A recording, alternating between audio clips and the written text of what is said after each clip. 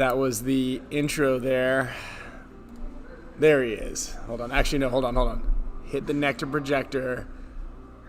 Then hit Kyle on the screen. All right, what up, dude? Yo. We are on location here. For some reason, the mouse obviously is just swinging around in here. I keep saying that every time that I leave, I'm like, I'm going to make sure that I bring a second monitor. But man, bringing a second monitor is not the easiest thing to do ever, whatsoever. So, bear with me here real quick while I resize Kyle. But I like that you're, I kind of like how the layout is when there's just one person on the screen, because then we can make our guests or our co-hosts extra big. I know. I do like when we do this because also I can. And then you don't have to drive all the way over to the house. Yeah. Kyle, breathe in here. There we go. Yeah. Communication MVP. Dude, who's out there crushing it. Yeah, KB and the Narcos. Shout out, you guys. I hear. Well, hopefully we have Oz too. Yeah, Oz was crushing it. Kyle gave me a after practice report and said that the Narcos were crushing it. He said Oz is killing it. The long hair that goes over the mask. Who is it? Is it Santos? Where's the long hair out that comes over the mask? Probably the snake kid. Who's your snake guy? Yeah. Richie was playing the snake too. I don't know. One of you guys will. I always forget his name. Yeah, it's Santos. It's Santos. Yeah. He's crushing too. Yeah, and then Kyle Spicka gave Kyle Breath the big shout out. Said probably communicates better than more than half the pro league, and for sure, I completely agree with that. Kyle's got the chops on him. Chops on him, that's for sure. Meter in the house. Oh, there's Meter. I talked to Meter today a little bit, going over some design stuff. Like the design people. Here. Speaking of which, I got my Tiger Wear hoodie on. I brought one sweatshirt up with me on this trip, on my 4th of July summer trip with the family, thinking that it's going to be 150 degrees everywhere I go, and it's overcast and cold. And yes, I was on the Santa Barbara Pier. I think a bunch of you guys mentioned that. That thing's sick. The Santa Barbara Pier is like massive. They've got like a full mall there. Like if you consider it like an old school, like there's like fish and chips, there's ice cream, there's cotton candy, there's like an aquarium. There's an aquarium on the pier. You could drive your car on the pier. It's a big deal. Yeah. Sun ID's got is at a coffee shop, second monitor, helped easy setup. So I had this cool case that I would bring around with me that looked like I was transporting bombs or weapons or like nuclear launch codes, and that's what I used to transport the Spick-N-Span mobile studio. But then I got this backpack right here, and I want to use this thing for everything. But in the interim, before I literally make this thing my everyday do everything bag, I can put the whole studio in it, and it's waterproof. Yeah. You might not think like, oh, what do you need, a waterproof bag for? And that's because I've got 3 children, and 2 of them are only 15 months old, and one of them managed to knock over an entire full bottle of wine unopened. After he knocked that thing over and it shattered everywhere. Oh no, I think he dropped this like big glass ball first. Luckily that thing didn't shatter because it looked really expensive, and it's from the hotel. So after he threw that thing on the ground, because they're both walking, then we were kind of picking that thing up, trying to figure out, and then he grabbed the wine bottle and threw that thing on the ground. So this is a lot to. Yeah. Yeah, you can get this on Infamous's website or prodnapaintball.com. Actually, I don't even know what their website is. Let me check. That's a great question. ProDNA Paintball? I think it's infamouspaintball.com. This bag is dope. You gave him a little teaser above my head that someone's entered the waiting room. Oh, yeah, thank you. All right. We have two guests. Dude, we've got the guests coming on. Don't invite Meter though, because he's always here watching, but I don't know if he's actually like. Yeah, Meter doesn't get the chance to come on today now. Yeah, no, Meter, you're not invited. Maybe that will get him here.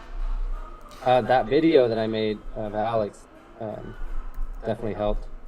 I've got a great picture of Alex. As a matter of fact, now that he's here, I should share it. I was gonna blur out the background. Actually, that's what I'm gonna do in the meantime. Al, what's going on, dude? Hey guys, where are you? Where am I? I'm at your mom's house. You don't recognize this piece of driftwood? Tangled branch? Yeah, this piece of driftwood that we got. Yeah, that was an easy layup right there. You don't remember this? You and I grabbed this off of the beach out there in Marin that one day. Still hung up. I'm glad that you kept it in your house. Yeah, on your date. There you go, nice. Swish. Swish. Nice. Well, how's the show going? Well, so far so good. We're about 6 minutes in, and I think that everybody's having a great time. Has it fallen apart yet? No, not yet. What's the hot take? What's the hot topic? Well, the hot topic is we're going to talk about a bunch of different things. We have J-Rab coming on the show because he missed our text messages or something last week. Who won the Golden Barrel? So we haven't. They don't. Oh, actually, that's a good question. I don't know. It was Kirill. Oh yeah. Oh, was it? I was gonna say like he definitely deserved it. Oh, good.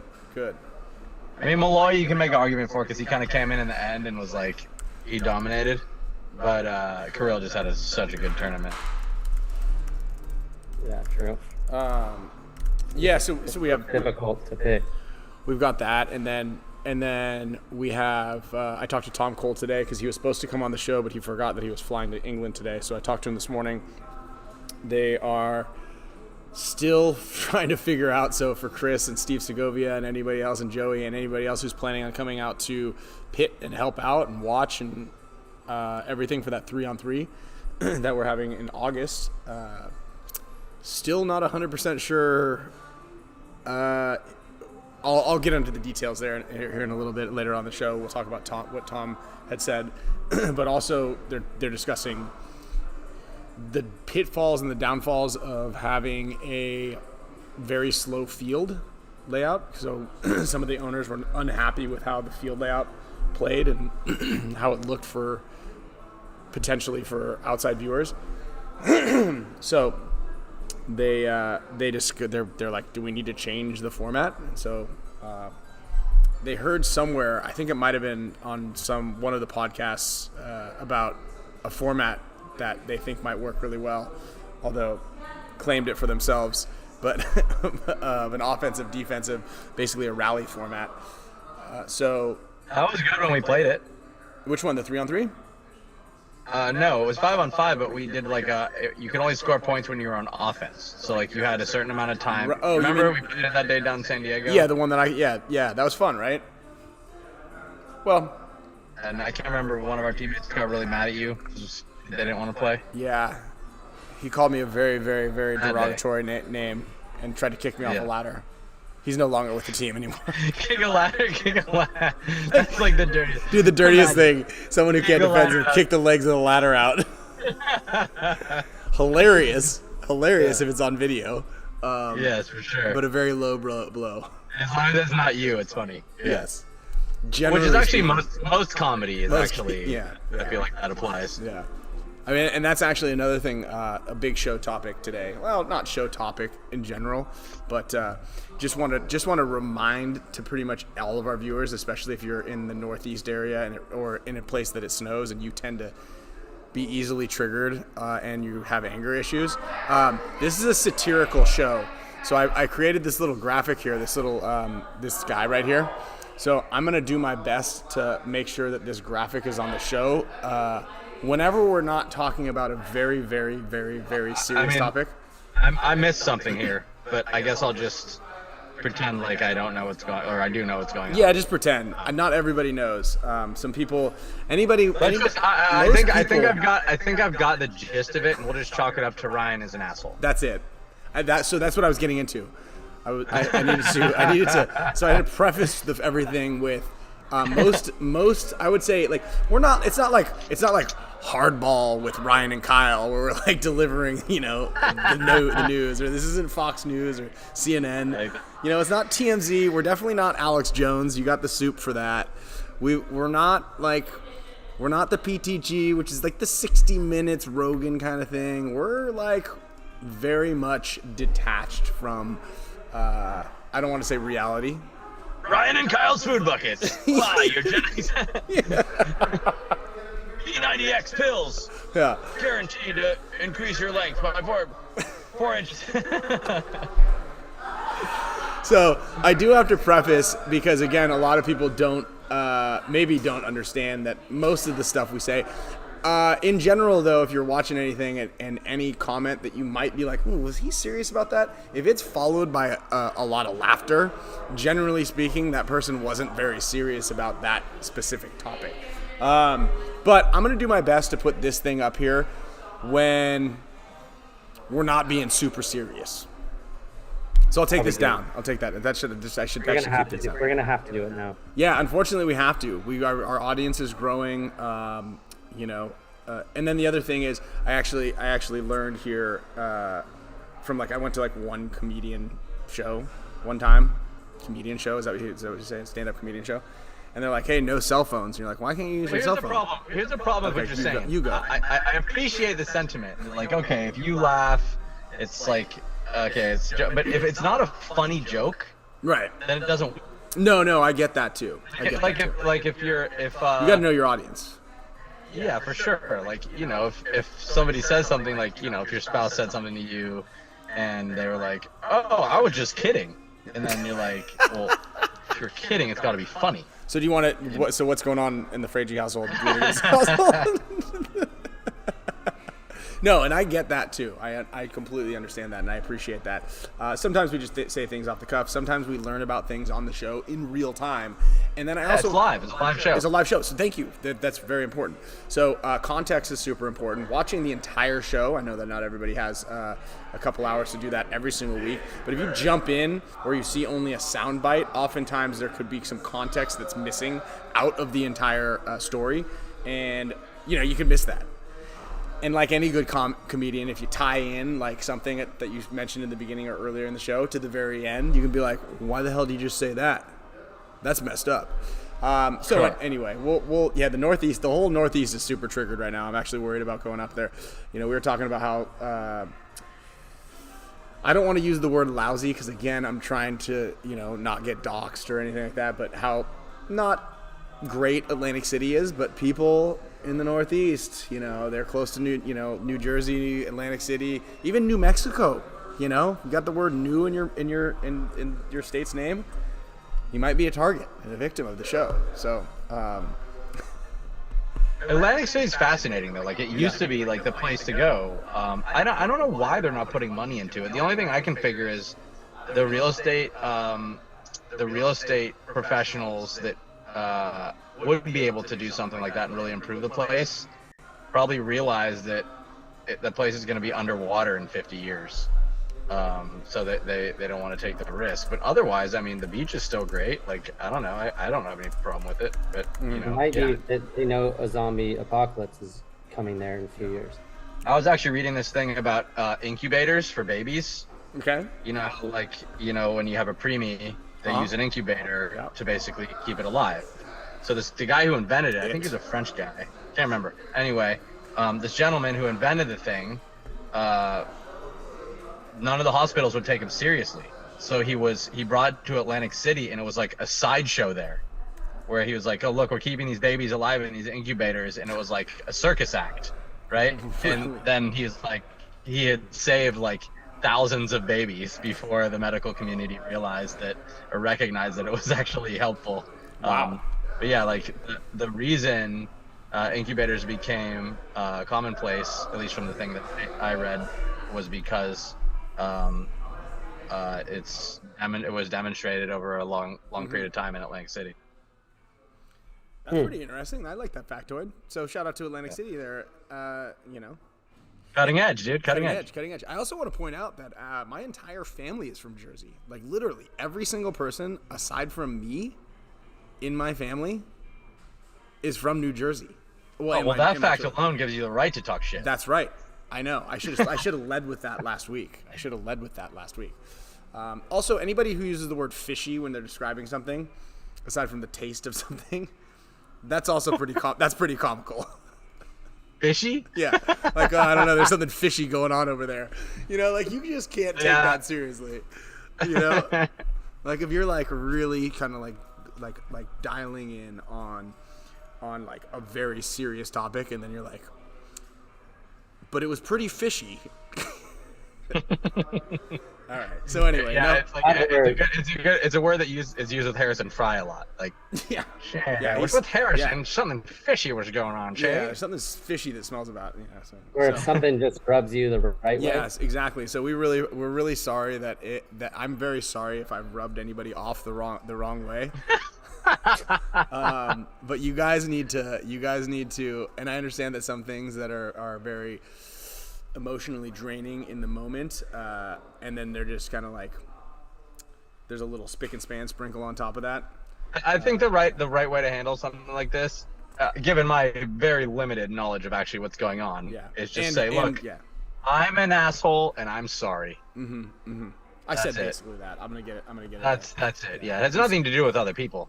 It has to do with you. The thing as a disclaimer is a disclaimer. If you go like, you're like, oh, I need to tell this person that so and so is talking about him. Like, just send them the whole clip. No, yeah, I've done that. Trust me, I've been. What's that Taylor Swift song? It's me.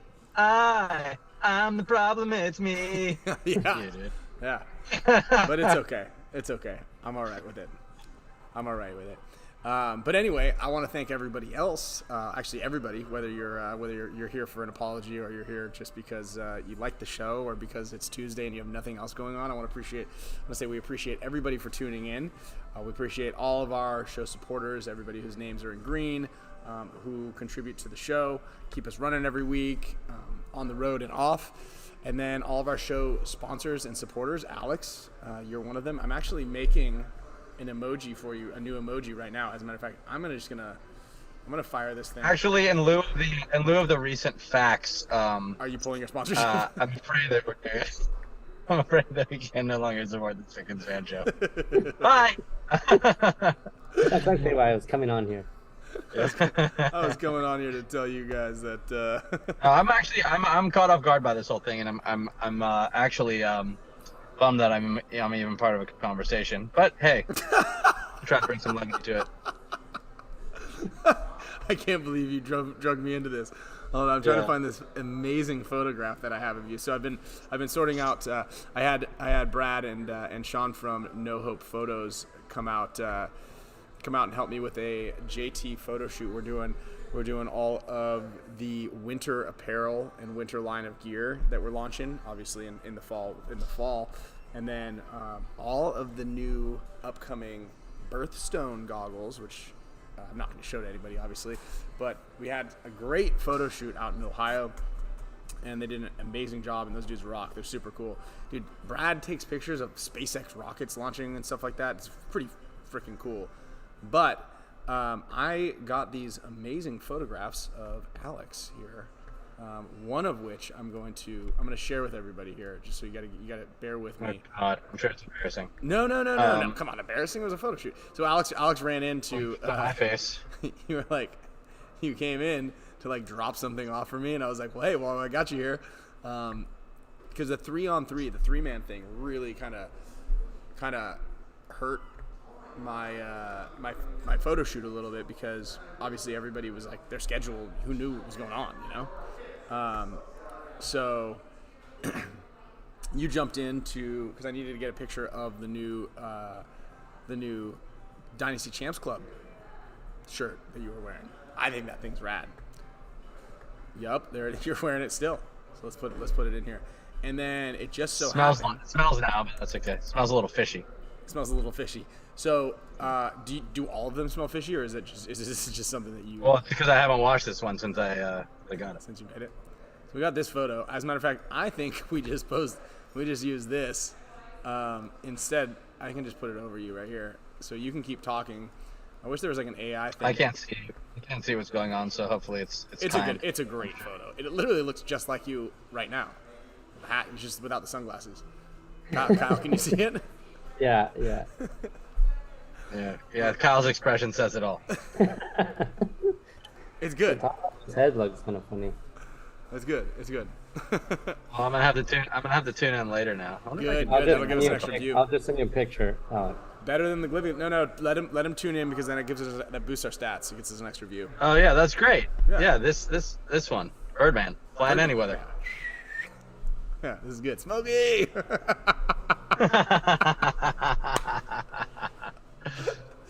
Oh man. How you doing, Kyle? Good. Just grinding, working on Talk target. to me. What's stirring up over on the diesel camp? Just I don't know. Waiting to see some what I think there was some altercations at the end of one of the matches. And the NXL is gonna maybe suspend some guys. I'm not sure. So just seeing how that's going, and then that's pretty much it. I think everyone's just cooling off, taking a break since we have this. Steady as she goes. Yeah, mid off season break stuff. Nice. Yeah. And I did they think- I think Mark's already in Europe. did they release the brackets yet for the next tournament? Yeah, I believe. it's in so. it's in all I the don't group know. chats that you're in like 3 of the different group chats that you're in. I know we have it, but I don't know if it was released publicly yet. Oh yes, it is. If you check out the Champs Club Discord group, they've posted in there as well. Nice. Nice.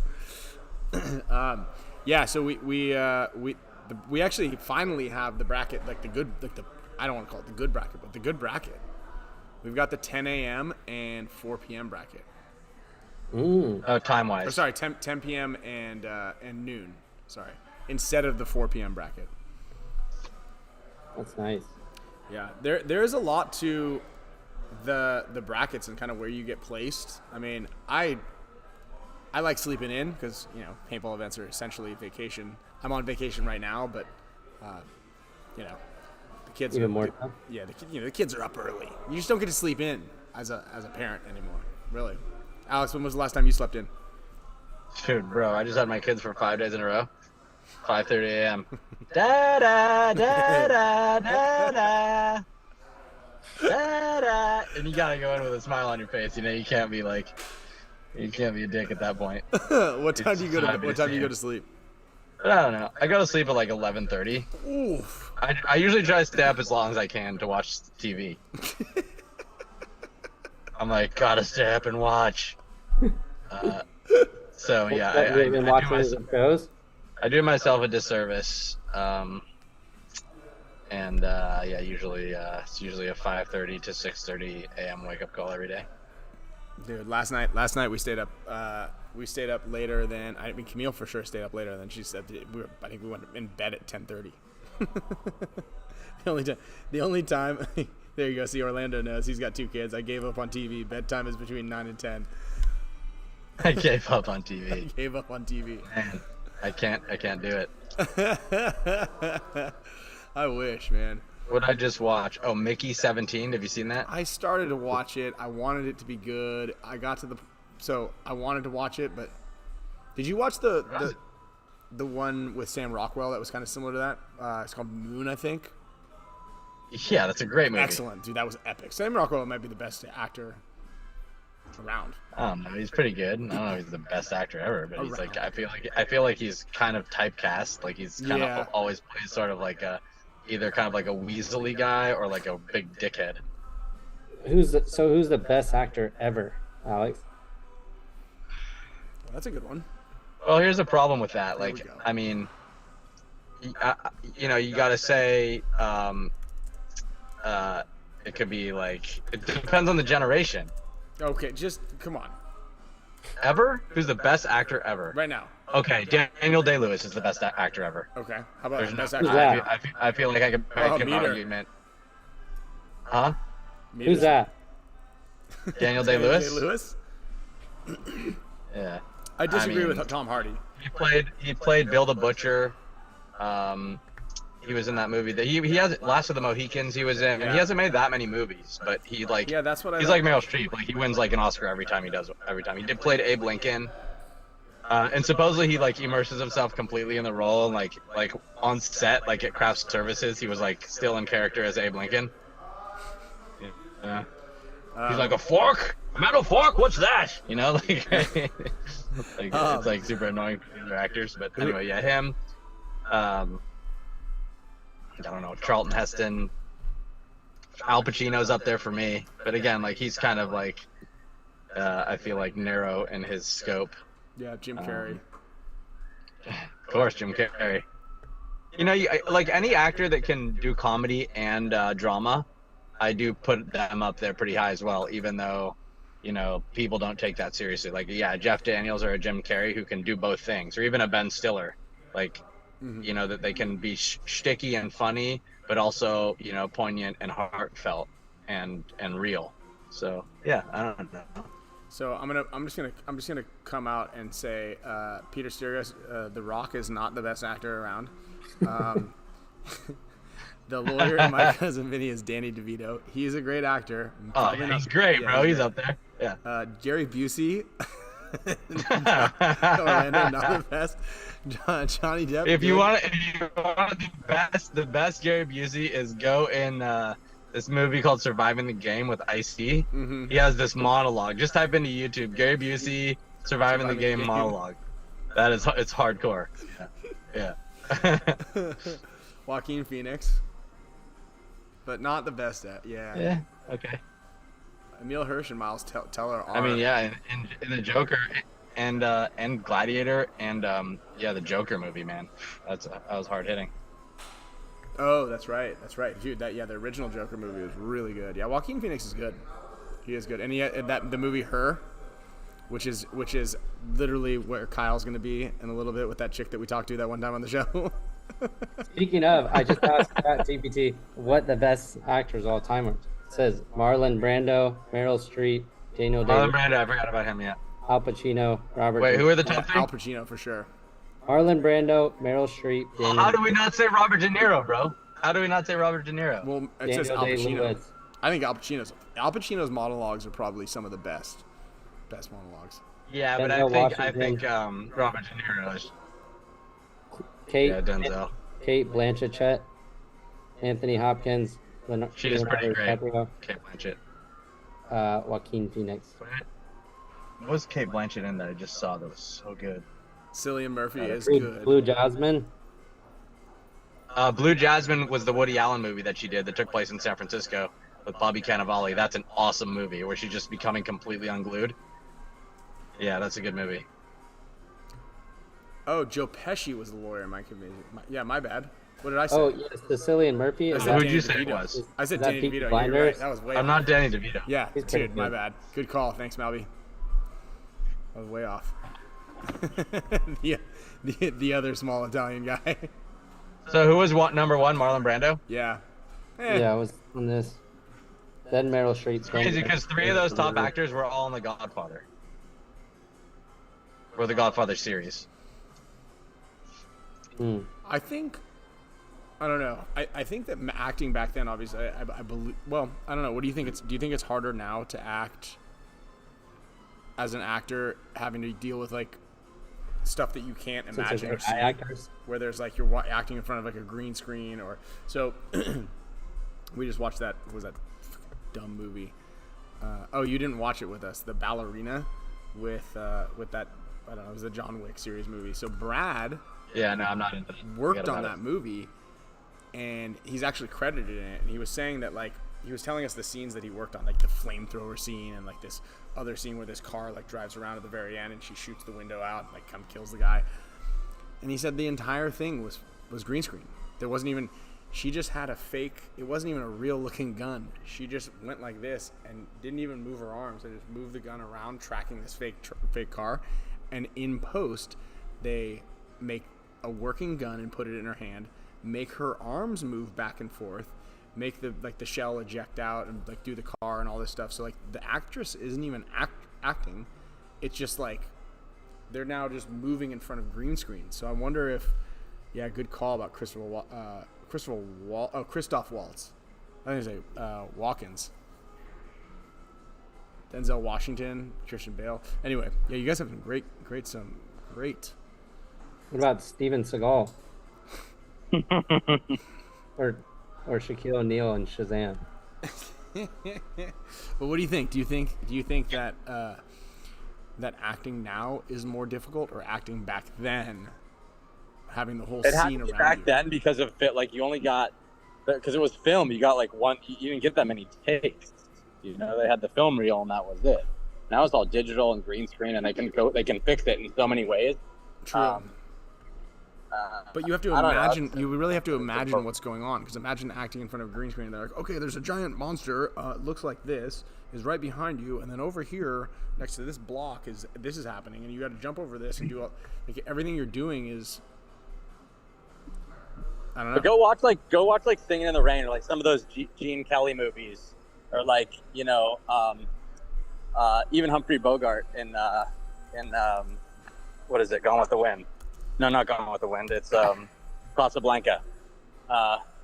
It's just like it's just a different thing. But yeah, like go watch Singing in the Rain and some of the sets they make for the dancing and stuff, and all of the synchronization that had to happen. They didn't have any CG; they just had to do it. And the Coen brothers did a movie that kind of shouted like a nod to all that recently. I forget the name of it, but it was the one where the communists were like trying to infiltrate Hollywood. And it was the guy who plays Magic Mike was like his name? Channing Tatum. Anyway, check out that movie. I can't remember the name of it. Oh, Hail Caesar. That's the name of it. Oh yeah, I did see that. Oh, that was a great movie. Yeah. That was a good movie. What we got? All right, boys. Well, it's been swell. I gotta go. What do you mean? Where are you going? All right. I got a bunch of Hormesis beanies to give away, so you can give away a bunch of those. Wait, They're cool. why They're are you running off like this? I got an appointment. What are you doing? Cutting my hair. Look. What's wrong with your hair? I thought Yosh cut your hair. He does sometimes, but today I'm gonna get a haircut by a barber. I think it looks fine. Yeah, it looks fine. Stay on. Cool. It looks does. cool. I just got to get this cleaned up a little bit. What about Chuck Norris? Oh, for sure. Yeah. Chuck Norris jokes. Yeah, he's got to be up there. It's been swell, guys. Love you both. All right. Well, we got. Oh, perfect Yeah. timing. Perfect as timing. I exit. See you guys. See you, J-Rap. Did you watch The Brutalist yet? No, not yet. All right. Well, report back. I'll be on vacation this weekend, so I'll watch it. Congrats, by the way. Thank you. Rob. Pay that man his money. Pay him his money. his money. Well, thanks, Alex, for jumping on. We're still gonna keep you here in the corner, holding up your fingers. Rab, thanks for joining us too. Appreciate it. Going on. But Dude, hold on. I got a question for you. When you say I'm going on vacation, yeah, to watch movies. what do you do? What do you do? Yeah, what do you do? Like, what were you doing about to today? ask. What did you Don't do? worry about what's going on during that other time. I'm going to North Carolina for 4th of July, so yeah, it's vacation. Okay. What did you do all last Don't week? worry about the other stuff. What did you do starting Monday after the tournament? Tell me that. Don't you worry about it, sweetheart. Well, thanks for joining us. I appreciate it. I know that you wanted to come on last week, but you couldn't. You didn't have any cell reception or something. Yeah. I was fresh out of Wi-Fi when I used my month's allotment. What were you guys talking about before I got on? Best actor of all time. Yeah. Who do you think the best actors of all time are? You And actually, worst. you know what's funny? Actually, we're gonna bring this up because last time we had you on, or one of the last times, we were talking about the best movies of all time, and I agree with you on The Shawshank Redemption as one of the top movies ever, like top couple of movies ever. Sure. But what do you think? Who do you think the top couple of maybe top 5? I mean, for me, it's DiCaprio is number one, for sure. Yeah, he's definitely yeah. got to be up there. 3. There's a new movie that literally just came out. I think it still might be in theaters, but 28 years later. Oh, Tom Cruise, Top No. Gun 2. No, F1, but that's it. he's in it. Hold on, I literally DiCaprio? was just talking about it with one of my buddies. So do you think? I was saying, do you think Morgan Freeman would be up there because he's in one of your? Top 5? No. No. But okay, so this movie is The Phoenician Scheme. Have you guys seen the trailer for this? No. And then, but the guy, I don't know if he's the main character. I think it's Del Toro. Oh, Benicio del Toro. Yes, he's in my top 5. Really? He's so good. Yeah, he's Phoenician so good. Scheme. Yeah, he's pretty good. Yeah, the Phoenician Scheme. It drove looks Castell's really pretty good. It also good looks too funny lately. too. I don't know. It's like going under the radar, but the cast on this movie is insane. Like, Yeah. check out the full cast. Yeah, I'm it's looking crazy. at Mia Thrapleton. I don't know her. Michael Cera, Riz Ahmed, Tom Hanks, Bryan Cranston. Okay, here we go. Yeah. Scarlett Johansson, Benedict Cumberbatch, Rupert Fine. Oh, nice. Dude, yeah, and Del Toro. And Del You know Toro. who I've been liking lately is That's Walt. so many like S+ actors. Walton Goggins. He's in Is that White David Lotus. Goggins' brother? He's the one that's in all those like vice principals, Eastbound and Down. He was in White Lotus recently. Oh, Walton Goggins. Yeah. Yeah, he's hot right now. He's hot so hot right now. Yeah, true. That looks like a Wes Anderson movie. I wish Alex could have been here to hear you call Walton Goggins hot. No, like he's so hot right now. Like that's his thing. It's like Yeah. yeah. Hey, Rab, someone a second ago asked how many people messaged you over last week. Too many, bro. And I was like, I responded to some of them. I was like, man, you guys are a loyal bunch. You had the dogs on me, Kyle.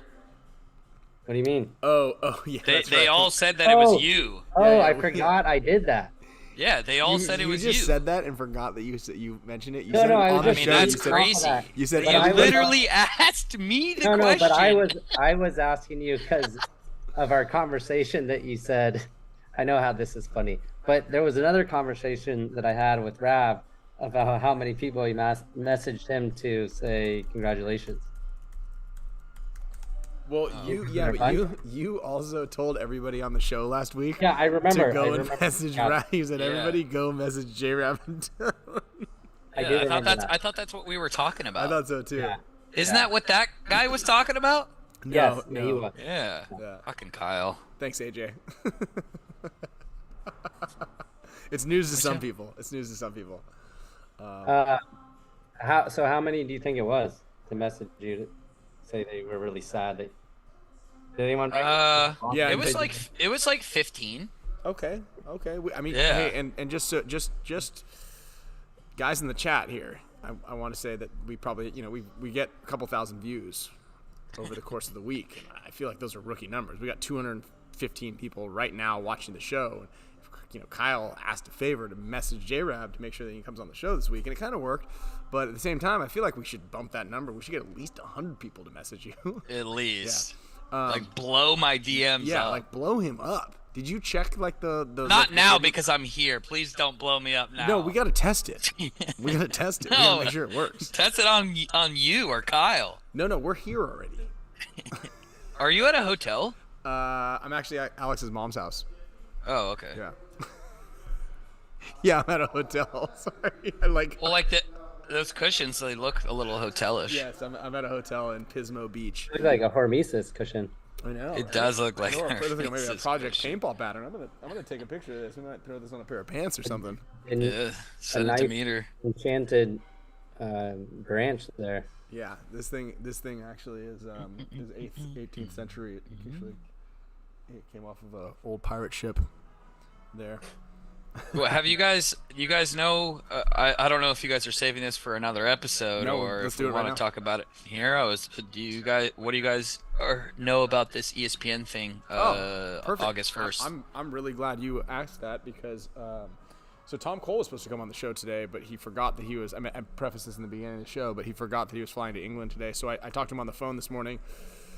So as we mentioned last week, the 3-on-3 test show that we did, the test run that we did last event, it was like kind of a precursor for this ESPN show. So there's going to be a live show on ESPN, the Ochos. Again, it'll be live, and I believe it's August 1st weekend, so it's either on the Friday or the Saturday. Yeah. And it'll feature the top 4 teams. We're not sure what the order is going to be. It will most likely be 3-on-3. It is, again, not Nothing is confirmed, and no, it's not going to be at Yeah. 3 a.m. Orlando because it'll be during daylight hours because we're going to be doing it live and playing on the grounds at Disney, the Disney Sports Complex in Orlando. Now, the tricky things is that even though Disney owns ESPN, they don't share the same views and goals. So when ESPN wants to do the show and they want to provide the grounds, they're like, yeah, we've got access to the Disney Sports Complex. Well, Disney's like, we don't know about paintball. We've had it here before. We had a bad experience. So we're not 100% sure where it's going to be or how it's going to work. There's multiple issues with everything from liability, that building the scaffolding, to having high pressure air system, to having the actual markers on site on grounds. So I guess there's been like just a couple of little hiccups in the past with Disney, and they don't want anybody to sue them. So we're not sure where it's going to be or how it's going to be portrayed. But right now, ESPN 100% wants a show, and we're trying to get it there. The teams are going to be PB Fit, Dynasty, Russians, or Russians Dynasty, and Impact. There'll be a first round, and then the second round will be the finals. And it's going to be fast, like super fast pace. So and I believe it's going to have limited paint as well. So I think 3 or 4 pods, limit, 3-on-3, full field. Maybe we're going to be able to practice the field prior. Just to make sure. Is it going to be like how it was the last event? Is it going to be full field, or is it going to shorten it up a little bit? I think they're going to make the full field. Now, so I've done these things before, these 3-on-3s, and I've done it on a small field. What I actually kind of like and at first I was like, the field's too big. People get lost in there.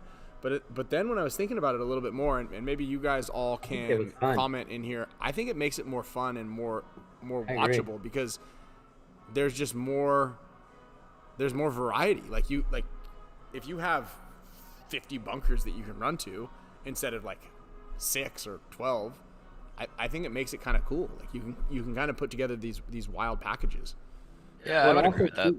Like you would see like in the 3-on-3 that we did, like you could see someone making a move, but understand like I'm probably not going to be able to shoot that person in time. So you could go off their move because there's so much space. I thought that was kind of an exciting part of it. Mm-hmm. Yeah, so, and I mean, the idea with the 3-on-3 is it just kind of speeds everything up. It's a little bit easier to commentate. And then, and then there's been talk about possibly changing the NXL Pro format as soon as Dallas. What? Yeah.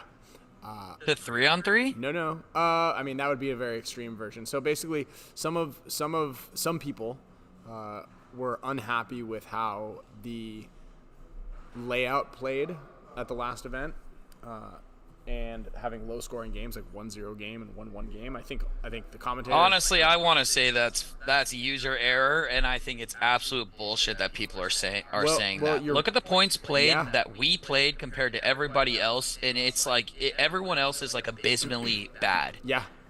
You're talking in like the 20 range, the 18 range. This is like if you take us out of it, like league average was like 15 to like 18 points, and we played 55. No, I know, and actually, you guys and us were kind of the example of like the problem is because you guys won the event and you scored a lot of points. The problem with that is people are gonna play whatever version they want.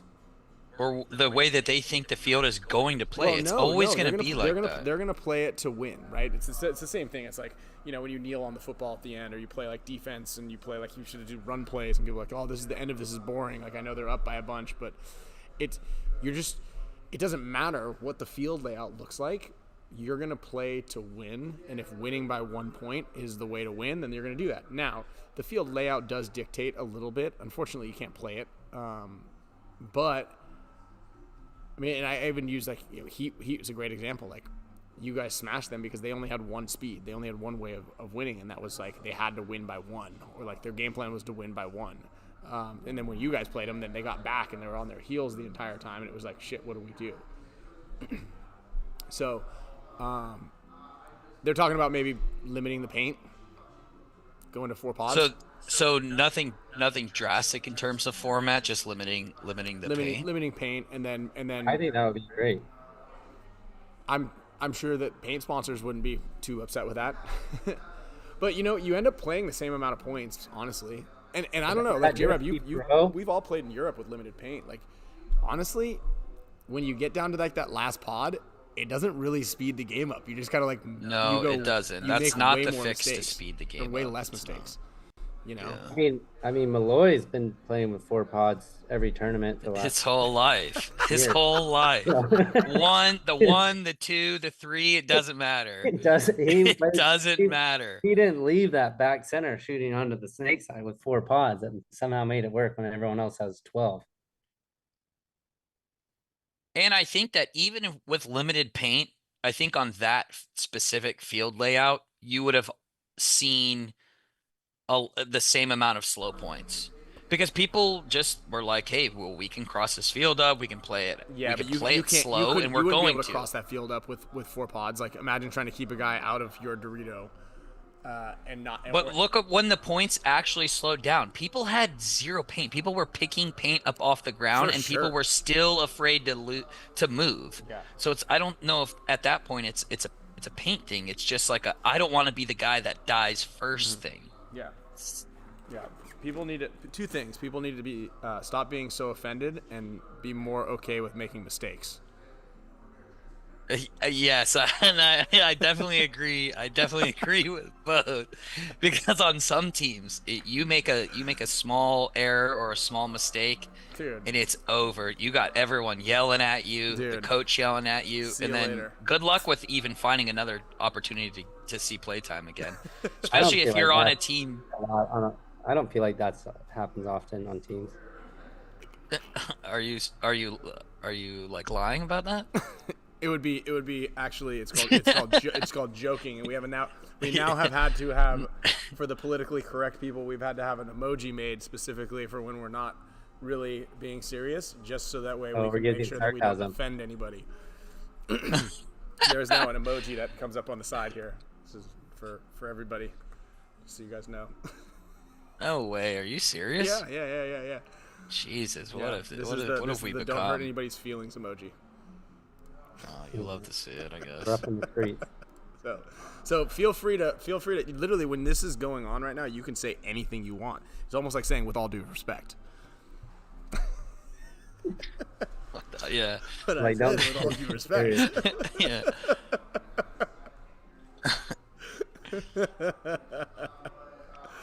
I mean, I hope they don't do anything drastic without it being tested. No, we're the test. Like, I don't know if you realize in playing the last 20 years, like we are the guys that test it. Well, they have been doing it in Europe, right? Well, they've been doing that in Europe for a while. I don't know. Do they still do it? I haven't played there in a while. I wonder if they're going to do that across the board for divisional, or it would just be pros. No, I think it would just be pros, which is actually would make the learning curve to pro even more difficult as you moved forward into it. It's like, hold on, wait, I've been shooting all this paint. Now I got to like play. Yeah, but Ryan, I don't think they think about those things like long term. Do you want to come back consequences? Do you want to come back on in 2 weeks when we have Tom Cole here? We should. That should. Yeah, I can do that. I'll be back from vacation. Yeah. Will you? Are you going to North Carolina? Where are you going? We have a lake house down there. Our family does, so I'm going there for 4th of July. Don't worry about it. Well, I'm from there, so I know, but I'm not going to say where it is in front of 1,000 or 2,000, 5,000 people. I'm not asking for the address. You got a bunch of people that. It's a small town, so you'd be able to find our house like riding around on a bike. You'd be like, oh, there they are. J-Rab, only 15 people texted you last week, dog. No one's gonna go to North Carolina to stalk you. Yeah, well, they did when I went to the movie theater one time. Really? I put on the Instagram that I was at the movie theater. That's why I don't barely post where I'm at. Mm-hmm. And then people showed up to the movie theater while I was in Multiple there. people. You know what? It was two people, but yeah. Wow. It's still two. It's too many.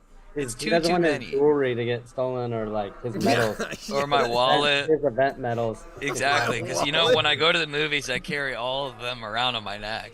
Event medals.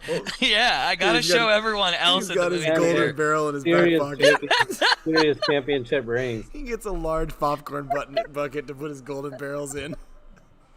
Sucks his popcorn out through his golden barrels. Shit, bro. Imagine. Rogue Trouble just said, "Hurry up! He's at the gas station right now, fueling his car up." He said, "Where am I going in North Carolina?" Just go to North Carolina. You're gonna find him. Robert Loza's on his way as well. Oh man. What else? Oh no, you said something earlier that I wanted to comment on, but then I started laughing too much to really realize it. Oh yeah, so we have Tom Cole coming on in 2 weeks. Oh yeah. So if you want to come on and talk to him, talk about kind of the ideas. Obviously, everything's a work in progress. And I don't know, maybe you can comment on it because you played a bunch of different formats. You've kind of been around the world. Yeah. You've won and everything. What do you think about the current state of paintball and what we're doing? Do you even care whether or not it's on TV or if it gets like a media deal? And what do you think it can do if you do believe that anything could change it? Well, one, I'll comment. There's a lot of questions there. Yeah, but I know. First, I'll comment on the TV thing. I think absolutely, yeah, it's super important. Not for us to like our generation to like be famous and make money, but really, and this is why I play anyways and why I teach, is to make sure that the next generation is set up for success. That we've paved the way for them.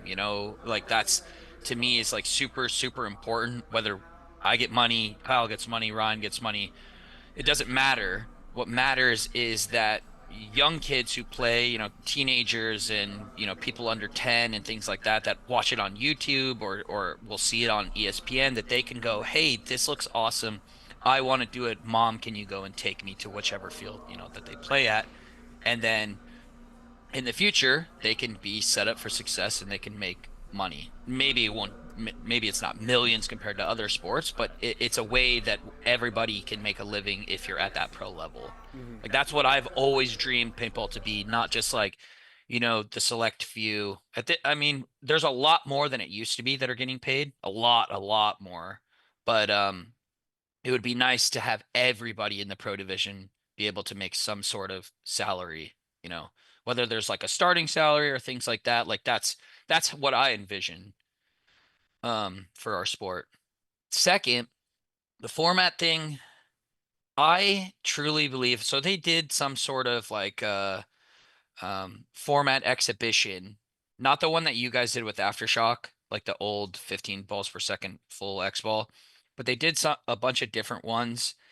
And I think that if you want to do like a format change or like test a format, you have to put some sort of prize on it, some sort of incentive. Otherwise, people aren't going to take it as serious as they would like an actual tournament. Like there's no way that Impact's going to play the way that they did at the last tournament compared to some exhibition thing where there's chances to get hurt, things like this. They're not playing for the series, they're not playing for a world title, but then they're playing for nothing. Like there's nothing on the line. The coaches aren't going to take it as serious, players aren't going to take it as serious.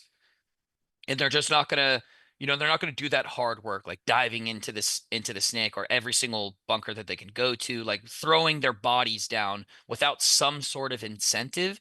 And then you can't get a good gauge or a good idea understanding, hey, this format actually works without creating some incentive, whatever that may be.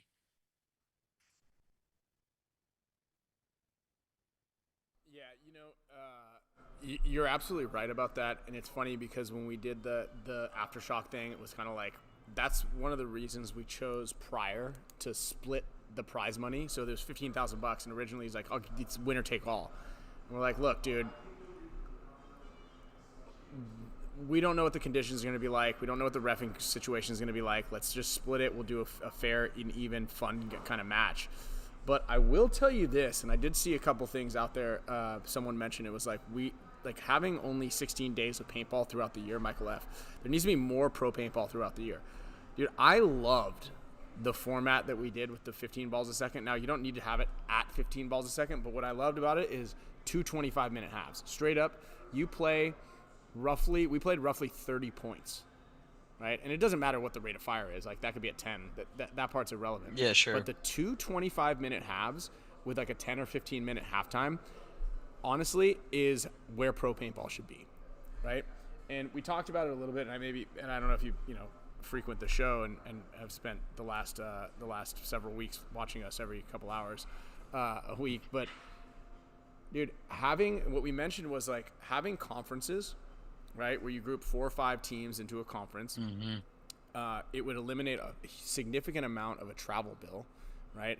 You play at a local venue, but like a really nice one, like SC Village could be one, Paintball Fit, Giant San Diego, or Giant Party Sports in Texas. X Factor could have their own spot. Like, everybody can have their own spot. You guys, Boston Paintball, whoever, right? Everybody can have their own like field. Every pro team can have their own field. And within your conference, you go one Sunday. So you play one Sunday a month, right? And then you would do like us versus Impact in Sacramento, say. And then we would have 3 weeks off, and then we would play us versus Ironman at SC Village. And then we'd have a couple weeks off, and then we would play Uprising up at their place up in Washington, right? And in between all of those, you would do maybe say, like, let's call it 10 a.m. Pacific time, there would be us and Ironman at SC Village. Then at like 3 p.m., it would be X Factor and PB Fit in Dallas.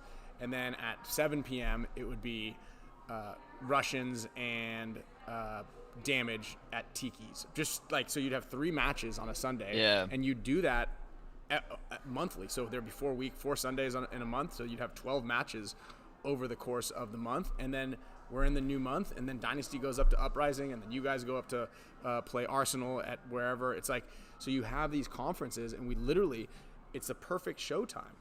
You have 15-minute pre-show, then you have a 25-minute first half, you've got a 10 or 15-minute halftime, then another 25 minutes, and then a 15-minute post-show, and then we go home. If we're playing in LA, we go up there the night before, we get one-night hotel, like very little on the rental car side of things. We play our one match, which is literally 2 full days. It's four prelim matches in 1 hour. You're done. You go home. I know you'd appreciate this. And then after the 4 or 5 weeks of playing, you play everybody in your bracket. You do like then you go to World Cup. Like the top 12 teams or top 8 teams or whatever it might be all go to World Cup, and then we play at World Cup in the finals. And in between that, we have all of the NXL schedule, just no pro division. And instead, the semi-pro teams are now on the main field. The semi-pro teams are the ones who are really showcased. And what it does is it opens up our ability. So Kyle could coach, you could coach, or you could be on vacation. I could go out and play. Like, the semi-pro teams could also employ some of the pro teams, or divisional teams can employ some of the pro guys to go out there and coach them or help them or scout or do whatever, so we can still be involved and we can still be on site at the field. And the pro teams and players who really want to be involved and keep playing will find teams. So that you would still do like a regular NXL events and everybody would come except the pro teams. Yeah, so you'd still need to have or you could even do it to where, like, at the NXL event, so say it's NXL Dallas. So on Friday, Saturday, and Sunday, they do 1 or 2 matches per day with the local teams, right? So maybe at one of the 4 events, they have 3 teams are required to go, or 4 teams are required to go, and that will be one of your conference events. And you play a Friday, Saturday, and Sunday, and literally the pro field only has like 3 pro matches, but they're full 1-hour matches, and it's a grinder, and it's all broadcast, and it's like, hey, live from the NXL Chicago, or live from the NXL. Hopefully we don't get the Atlantic City draw. The live from the Atlantic City Open is the Russians and Aftershock, or the Russians and Arsenal, or Arsenal and whoever else plays NRG Elite. So I think it's a really cool concept. And dude, I'm telling you, just playing that 1 hour, albeit it sucked a lot for me, but we were done. and we signed autographs, we said hi, we shot the shit, and then we went to like a lake and like swam in the lake, and then we were able to fly home. Yeah. And from an expense standpoint, yes, we play a few more like events instead of doing 4 or 5 events in the NXL. You could have 6 matches, and it's still the same.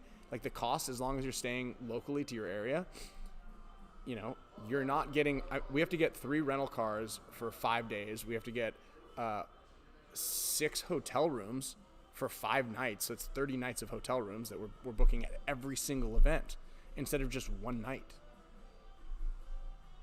For 6 nights, So you're a lot of the travel budget is. And then if you don't do it, you can do a blind layout, or maybe you have the layout practice. But if you don't have to practice the layout a lot, like you just go out there. In terms of cost, like for 99% of the pro league, it makes sense. But for our team, it would probably be impossible.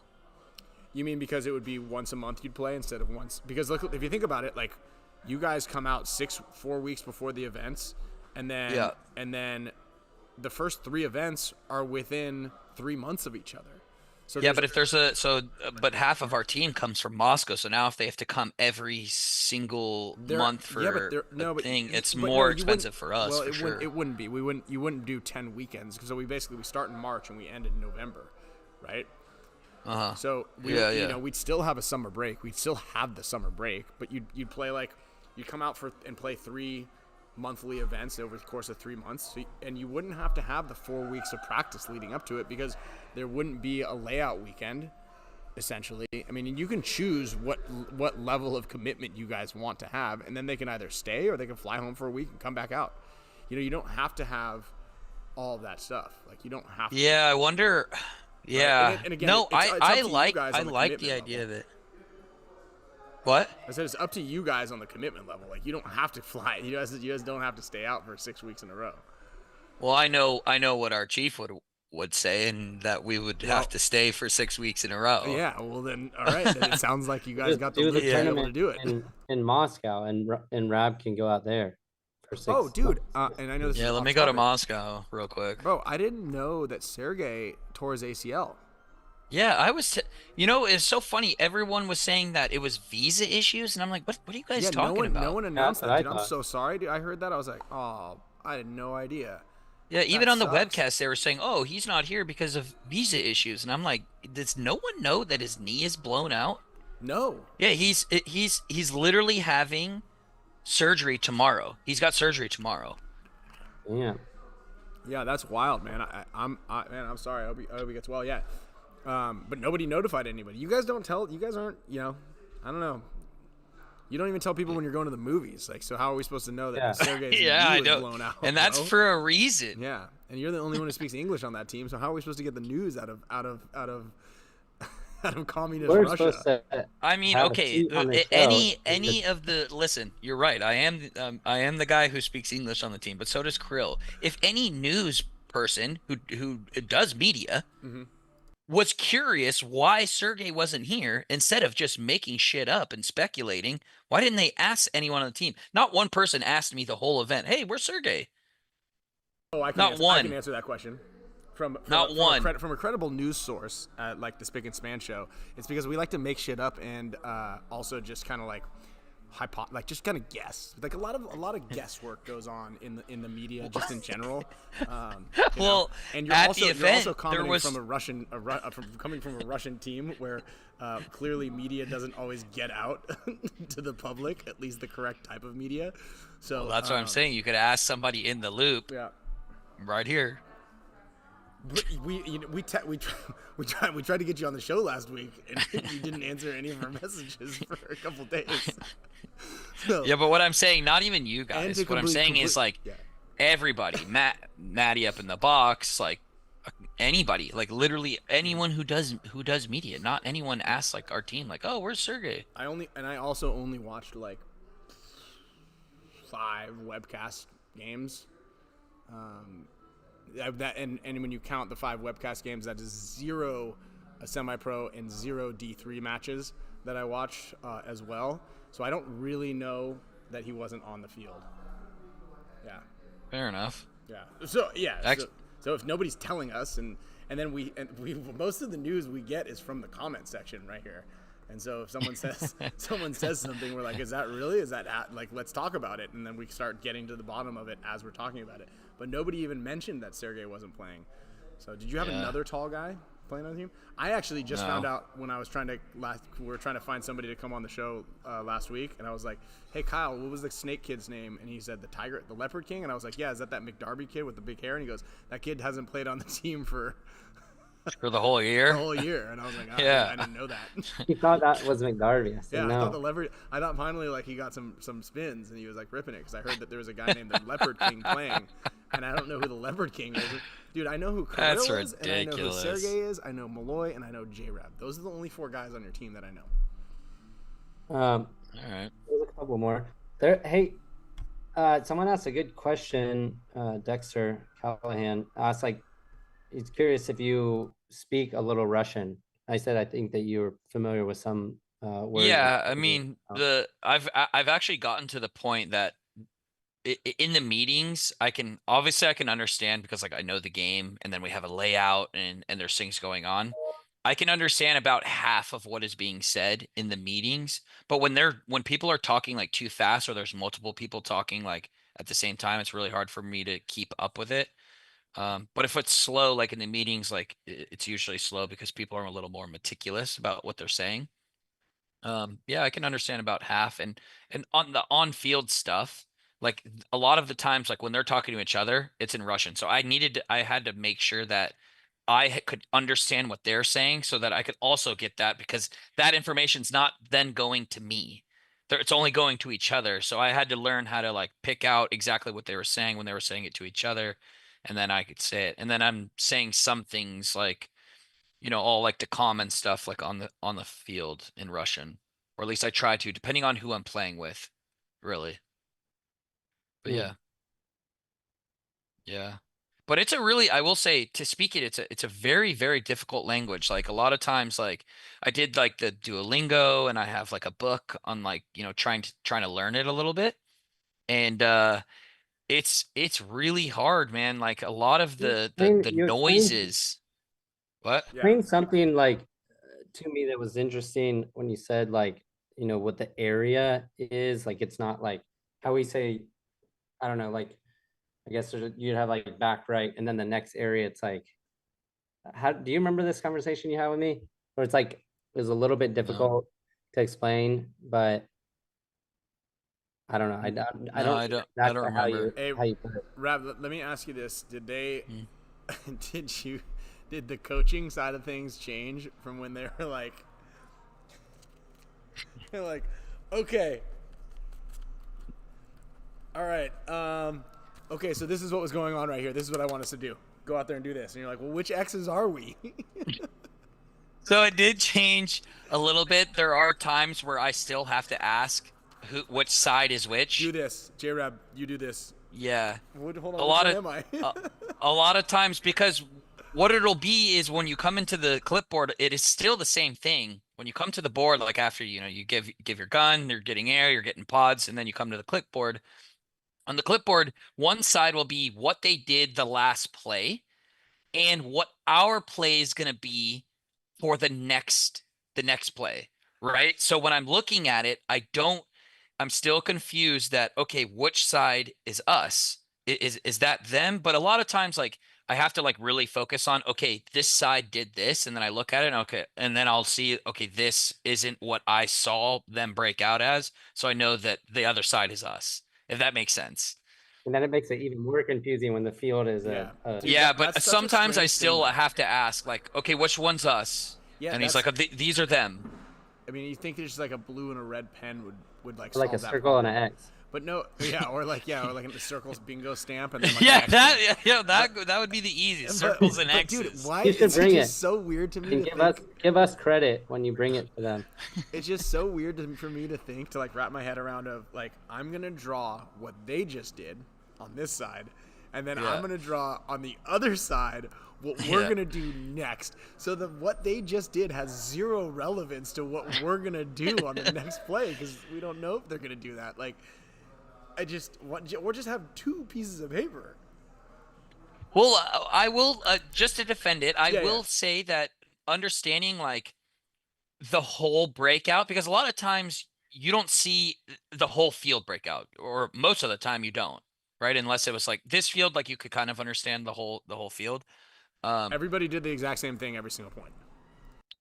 for the most part, but Right. on other fields it's a little bit different. Like if there's dead zones where they stood in the dead zones, things like that, like those, that stuff's important, like knowing where they broke out, especially on the opposite side. For us, did he run and shoot, like a that those are all like important stuff in my opinion.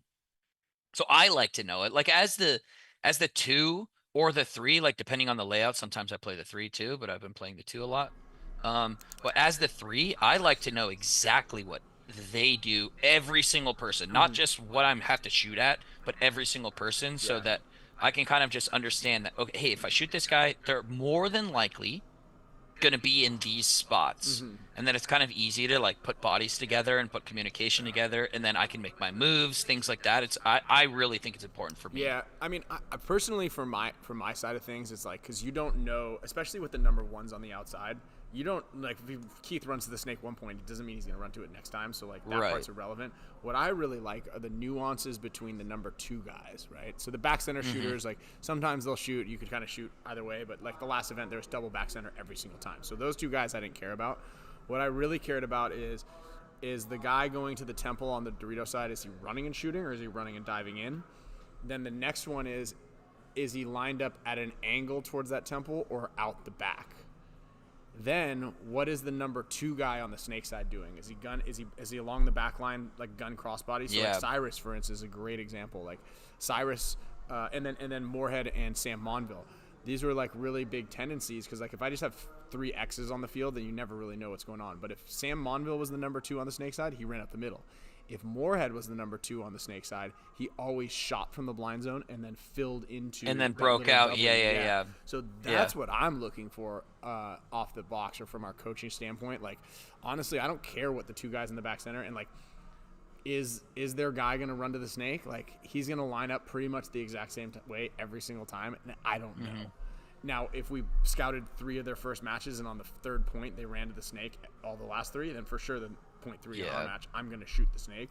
But other than that, like, those little, like, you want to look for those little nuances on like how guys have their feet planted, or how their guns are cross-body, or there's their hand on the box. Like, that's what we really look for. And we got, you guys have a really good scouting. But that's more for scouting, not like in the game. Yeah, because people I know. go with what they're comfortable with. Like especially comes Sunday, like you don't really see people go out of their element. Like it's really rare for that to happen. No matter what, people at that point when they make Sunday, especially if you're deep, they go, I know I'm going to do this because one, I'm super confident, I'm super comfortable with it, and I haven't been shot at all doing it. So even this is like, they're not saying this out loud, but this is what goes on internally. This is what people have been doing since I've been playing.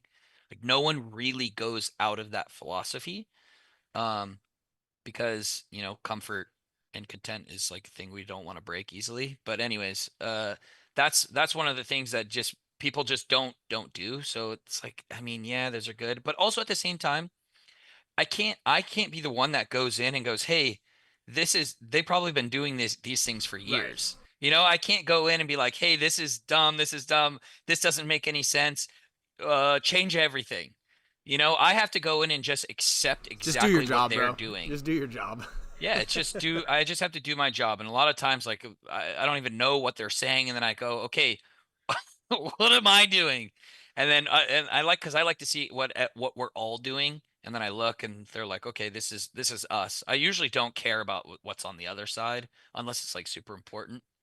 So once I see us, then I go, okay, take mental note, and then I walk out there while they're still just chatting it up. I'm usually like already gone. Because like I don't even understand it anyways. Like it's all they're speaking so fast. I don't know what the hell they're talking about.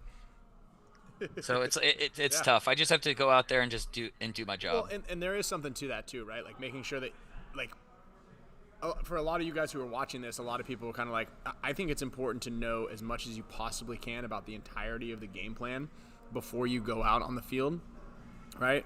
But don't let it cost you.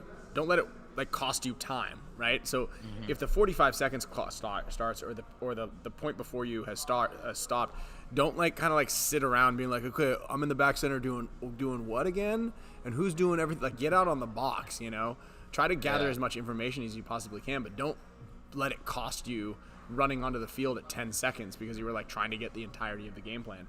Ask the guys next to you, and the best way to do it is ask one guy to the left and one guy to the right. Where are you going? What are you doing? Where are you going? What are you doing? And then as you're gathering this intel, you kind of like figure out if there's any holes in the play or inconsistencies or redundancies, and then you can kind of like throw an audible out if need be. But don't throw any audibles out there, and then when your coach gets mad at you, be like, Ryan told me to change it up in the box. Unless that works on most teams, unless you're on my team. My team gets upset when we go to the box and there's like 15, 20 seconds, and I'm like, hey, which way are you going this time? Like, oh, how are you running your route? Yeah. Because they're saying that I'm throwing them off of their focus. So I have to do such a good job of like understanding exactly what we're doing. I need to focus. Otherwise, we have a meeting for like 30 minutes talking about how I can't ask them because I'm throwing them dude, off. I've got to shoot, and if you're gonna run up the middle, like I have to shoot over your head. Exactly. Yeah. It's so important for me if I'm shooting on the break. So back like when Alex and I when we all went out to Russia one time, and we like basically fixed the world of communism. Sergey played with us in this Russian event. We needed an extra body, so all of Dynasty went out. We taught this clinic, and it was a very not great experience out there. It wasn't fantastic. Everybody was really nice to us, but just we had like some lousy anyway, long story short, we teach this clinic. It's kind of cold, it's rainy, and then they're like, we're going to do a tournament on Sunday. So we start playing, and it was like an exhibition match just for fun. And we played the Russians in the prelims, and they beat us. We had Sergey on the team, and every time I'm like, all right, Sergey, like, right, like he came out of the team like, hey man, you want to run to the corner or do you want to shoot from the back center? And the corner was like the most difficult thing to make it to. It was like one of the things where there was like one pin and then like a corner, and it was like it was wet and super slippery. So if you didn't get shot at the break, you usually slid into the rec ball field, and so you slide out of bounds. So I'm like, fuck. And he's like, Sergey would be like, you go corner. And I'm like, all right, thanks, dude. He'd be like, because he went there the first time and got shot off the break, and then he decided now he wants to play the back center. So now like and he's like, I shoot right. You go corner, I shoot right. I'm like, fuck, all right, cool. So we play the Russians in the prelim, they beat us. And then we go to play them again in the finals because we made it out of the losers bracket. And then some random Russian dude rolls up on a black ninja motorcycle wearing all black and comes out with his big envelope and hands the promoter $10,000 and says it's from some other rich Russian guy. It's like, they're giving this to the prize money. So like, okay, there wasn't any prize money. Now there's 10 grand for first place. And so we play in the Russians, and Alex walks up to Kirill and goes, hey, you guys want to split the prize money, or maybe we go like 6,000, 4,000, like, you know, and Kirill goes, I think we take our chances. And we're like, okay. And then literally like it's a close match. It's like 2-2 or something like that. And I'm like, fuck. Hey, Sergey, you want to go to the corner or me? He's like, you go corner. And at the whole tournament, he's been like, I shoot right. And he goes, you go corner, I shoot left. And I run out to the corner, I make it, he shoots two guys off the break, we win, take the $10,000. Oh my god. But I know what you mean, because it's like, they walk out there like, this is, that's what I'm doing. Like, I'm doing it, you know, like I'm doing what I was going to do. I mean, that's literally how it is. Yeah. You're not lying. That's how it is. And you can't break their focus. They don't like to talk a lot when we get on the box, like under 10 seconds, like no one's saying anything except for me. The one thing, like the last event, like I was like, I needed to know, like if you're shooting the Dorito side, like, hey, is that guy going gun up or is he diving in? That was the only thing I needed to know, because if he went gun up, I could shoot him. And I shot him a lot of times, and then so that was the only thing. And so I had like Karslev, like, hey, tell me high or low. Or low, and then that's all.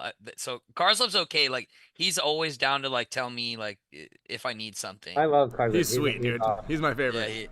Yeah. Well, Kirill's my favorite, but Karslev's dope. He's funny. Hey, I got a question for you. This is a great question from Michael F. What are the team meals like? Do you guys, do Russians eat good food? And I want to add to this too, because I this played is- with Hard Chaos for a year, and This is our regimen every day. Like, okay, so we go for the layout practice, and so like when I'm in Tampa, we're at a team house. Like we have our own team house, I have my own room, so I buy groceries and I'm cooking every day. But when we're at the event and we go to the layout and we're all together, we have only three choices. And we go there every day. There's three choices. So those three choices are Chipotle, Panera, or Five Guys. And that's all we eat for 2 weeks straight every single day. Do you ever? Every day. I could see this. I could see this. And be like, "Hey, guys, do you think we can eat something else?" And it'd be like kind of like looking at Carrillo, would be like, well, "What do you think?" Like, you know, Yeah. like what, you know? Yeah. What I learned on this team, like more than any other team, is like it's just to go with the flow. Just like be happy. It's just be happy to be there. Like whatever we eat, I'm not gonna complain about it. Like let's just go, let's do it, and go with the flow, and then just be happy with whatever's going on. Well, and that's kind of like how it is paintball. in Russia too. You know, it's just like, hey, look, man. If you're above ground, if you're vertical, man, just be happy for it. Yeah. Good question. Yeah. You can make it to America. You're playing paintball. Just be happy, all right, guys. Chipotle's not, Yeah. Chipotle, Panera. He's right. Those are not bad choices, but it is when that's all you eat for 3 weeks.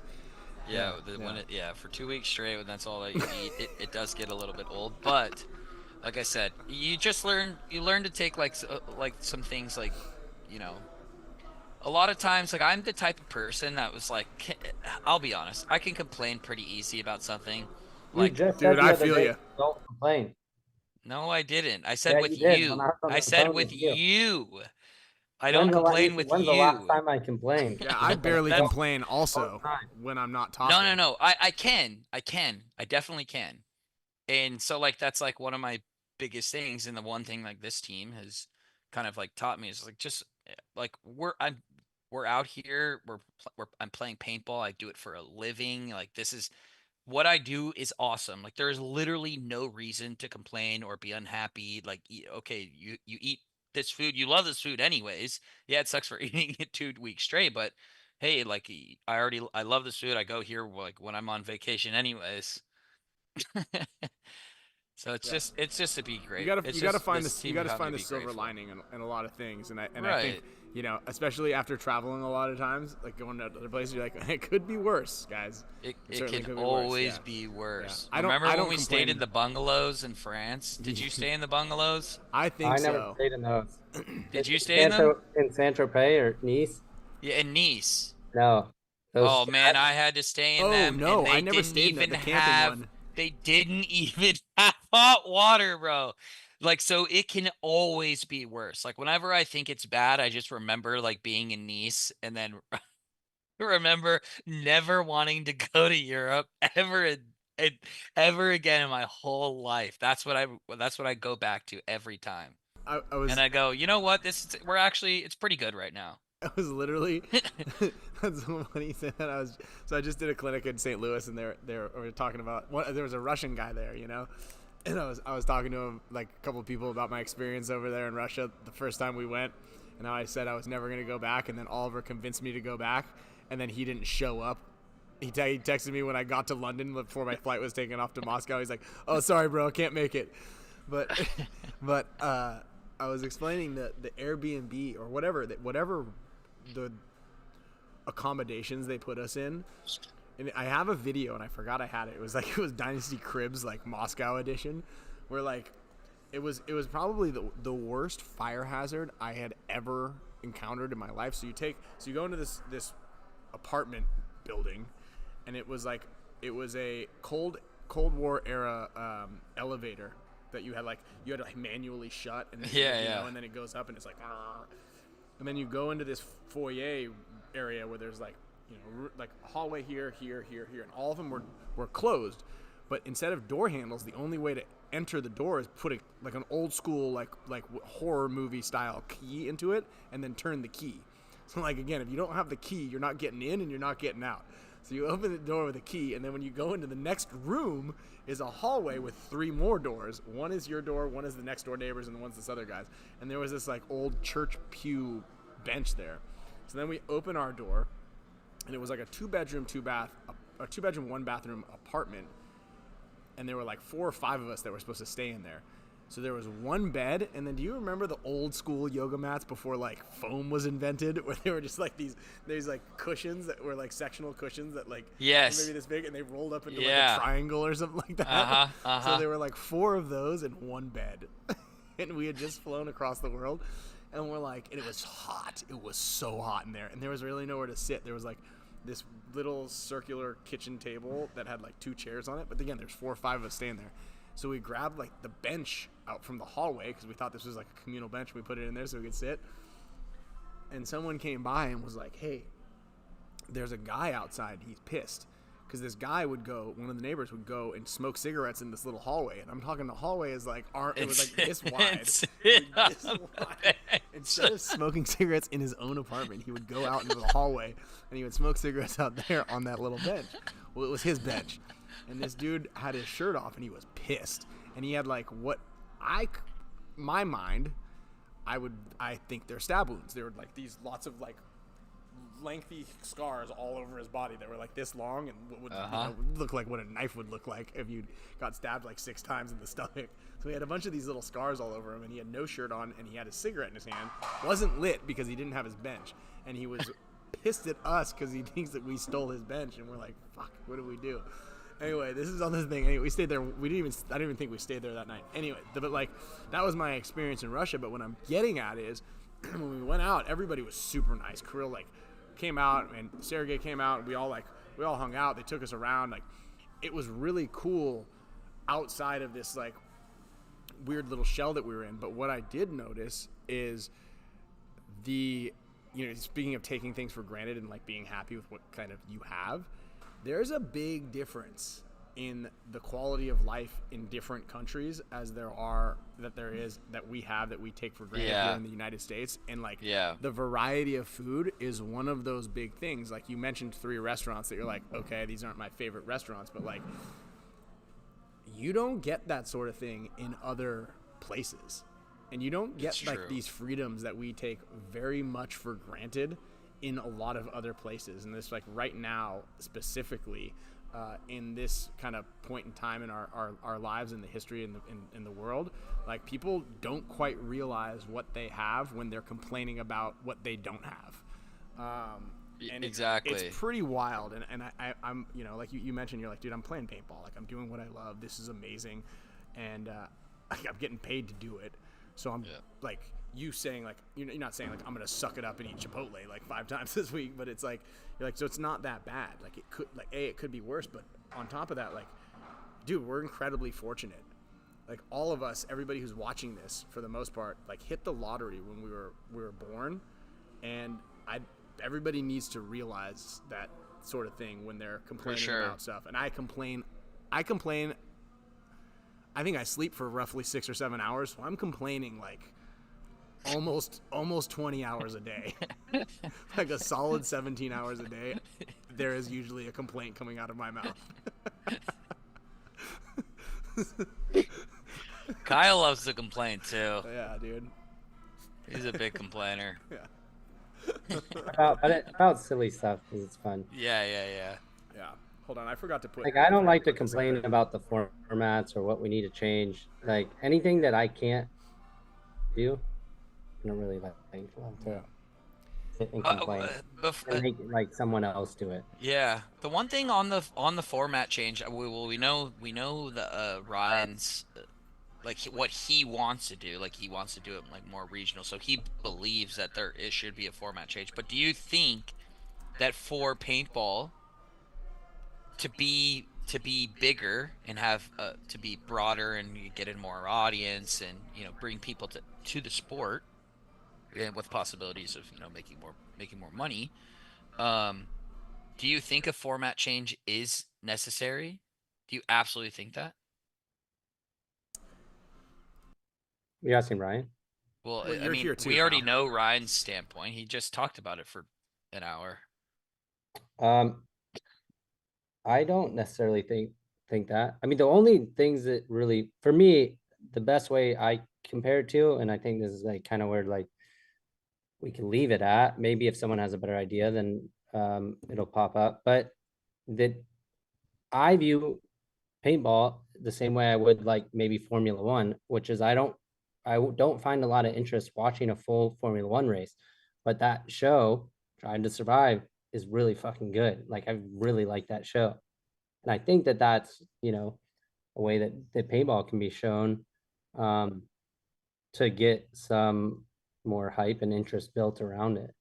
Have you seen the numbers before that show? Like the people that watch and participate in F1 that buy, merchandise, things like that. Have you seen the numbers before that show came out and after that show came out on Netflix? It's Uh, actually crazy the numbers that F1 is doing now after that show came out.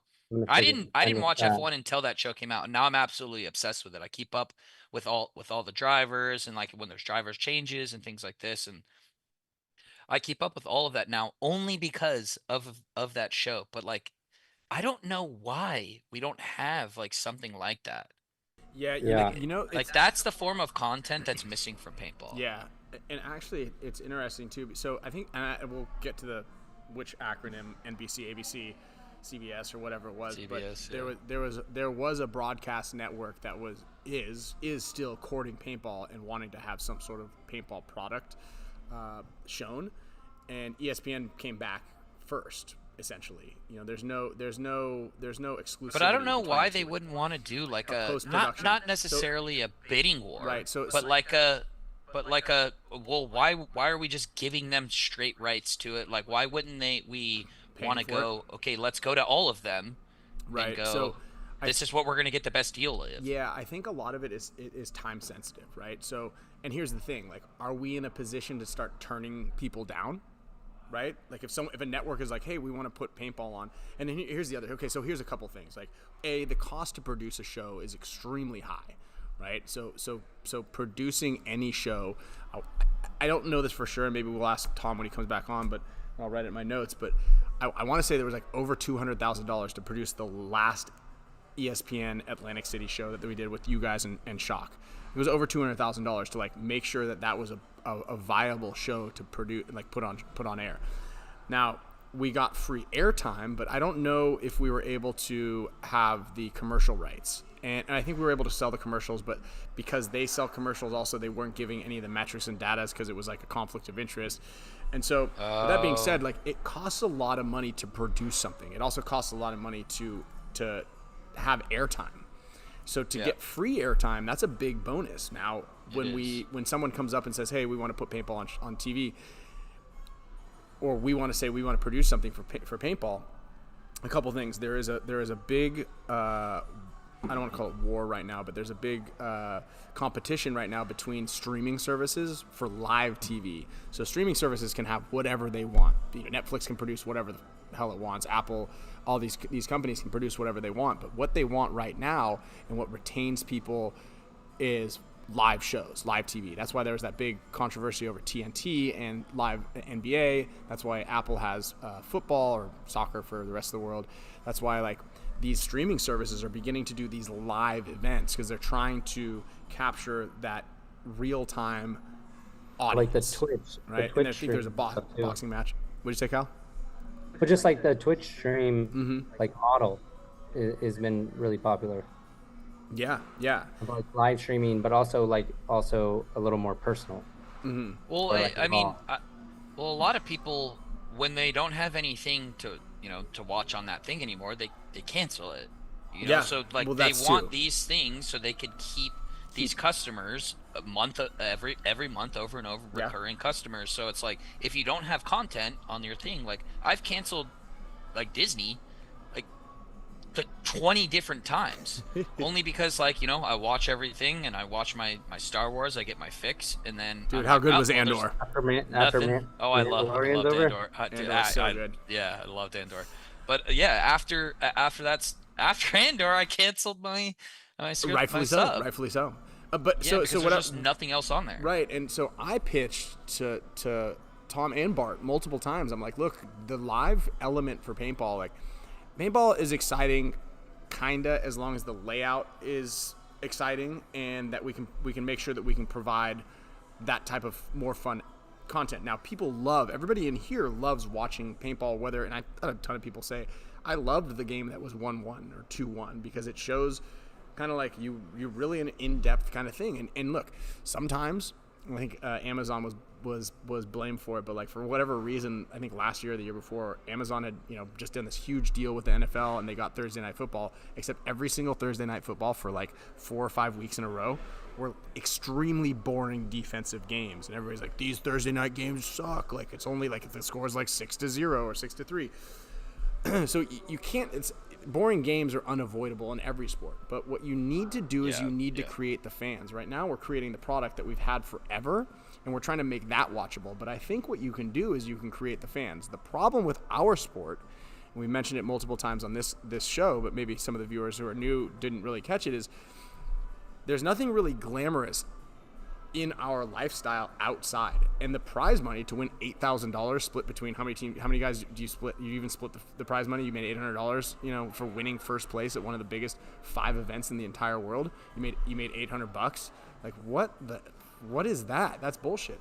Whereas like when you watch another show where these like kind of, obviously NBA guys are getting paid big, but if you watch these, like, say, let's call it the Do Tour or the X Games, when these guys win, they're making bucks when they win it. Like, you're making money.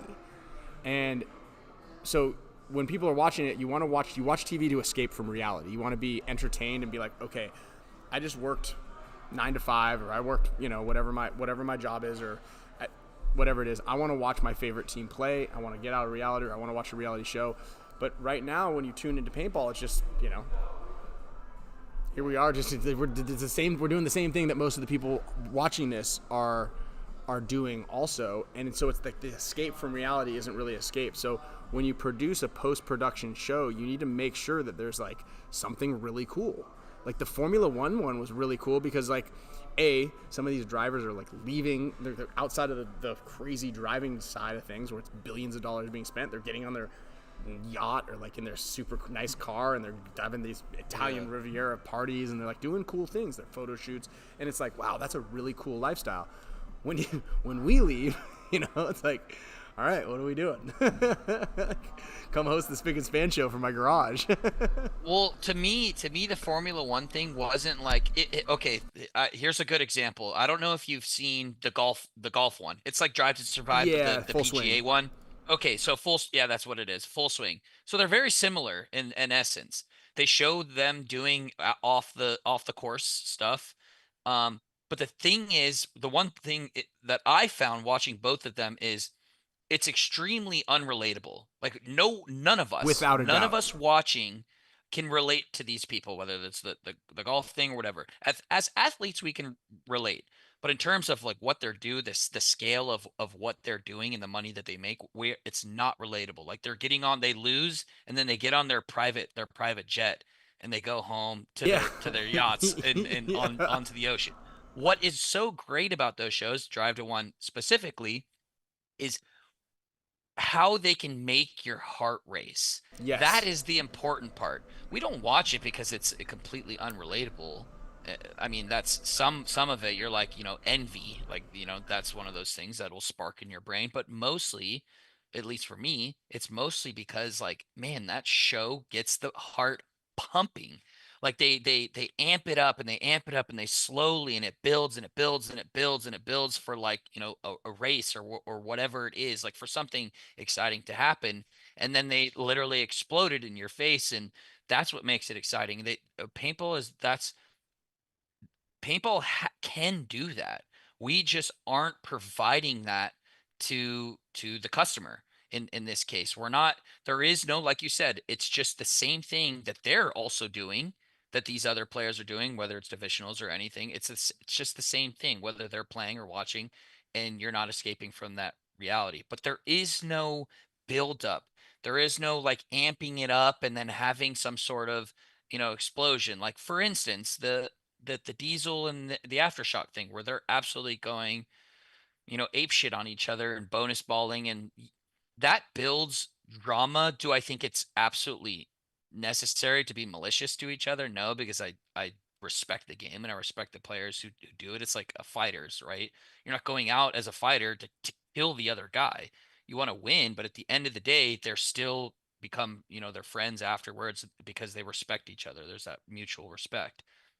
But what I'm saying is that there's drama in paintball that isn't being either one, explored, or two, taken advantage, because most events like World Cup last year, things like this, yes, some of that is malicious, but that is still drama, but we are not amping it up and building it up into something greater.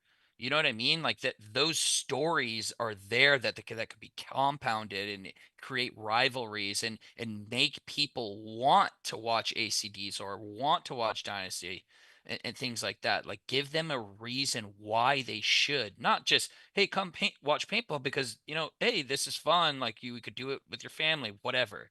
Give them a reason. I feel like we're not creating enough stories and Yeah. dramas and build up for that for that explosion of entertainment. That's what we're missing. It's not really paintball in and of itself. It's that fiery drama, You can make it like Squid Games. where everyone has a chance to die. I would actually play that. Turn it up. I would play that. No, you wouldn't. Okay, so hold on. I literally did this at the last event. I did it mostly with my team, but with a couple other guys outside the team. You played Russian roulette before every match? Russian roulette, yeah. No, would you play one-on-one with no goggles?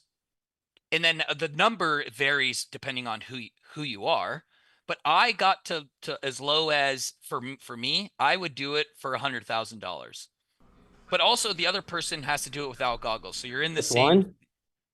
a one-on-one. Yeah, one-on-one. But Yeah, I guess I'd do it for. Wait, but you have to win also? you have to win. What do you get if you lose, but you Well, play? you get nothing. You get a consolation Oh, so eye you- patch. Yeah, you get. Well, the thing is, okay, what I think what I are the would do it. chances? I How think I many? would- How yeah. often? Like I play a lot of one-on-ones like these days. I How often are you getting shot in the lens? I rarely get shot right here. Like so rare do I get Yeah, shot that's Can here. you do What's the remainder of the that show is- with your that hands is like over your what- face like this? What about that the old is- Batman? You guys remember the old Batman? That is what You look wait. you look like a Kirkland Robin. That's Timu Batman.